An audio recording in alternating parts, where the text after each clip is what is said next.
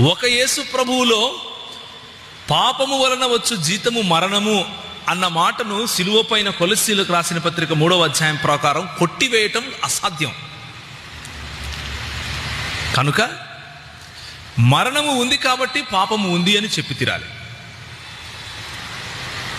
మరణము పాపము యొక్క పర్యావసానము అన్న విషయం తెలుసుకున్నప్పుడు, పుట్టిన ప్రతి ఒక్కడు చనిపోయాడు అన్న విషయం తెలుసుకున్నప్పుడు, మరణము ఉంది అంటే పాపము ఉంది అని అర్థం చేసుకోవాలి.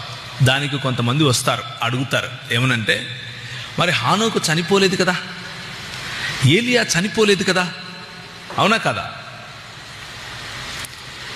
అందుకనే దేవుని వాక్యము స్పష్టంగా ఏం చెప్తుంది అంటే, హానోకు ఏలియాలకు సైతము సువార్త ప్రకటింపబడుతుంది.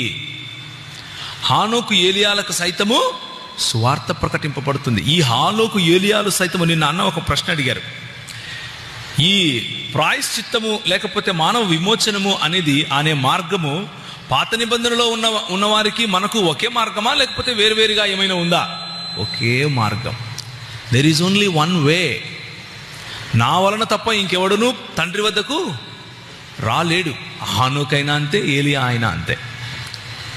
వారు రావాలి, వారు చావాలి. చనిపోయిన వారిలో నుండి తిరిగి లేచిన మొట్టమొదటి వాడు, లేకపోతే స్వయంభూ అయి తను తాను వాలంటరీగా ప్రాణం ఇచ్చి వాలంటరీగా ప్రాణం తీసుకున్నటువంటి యేసు ప్రభువు అనే మార్గంలోనే పాపానికి విమోచన. అంతకు తప్ప వేరే మార్గం లేదు అన్నది దేవుని వాక్యం చెప్పే సత్యం.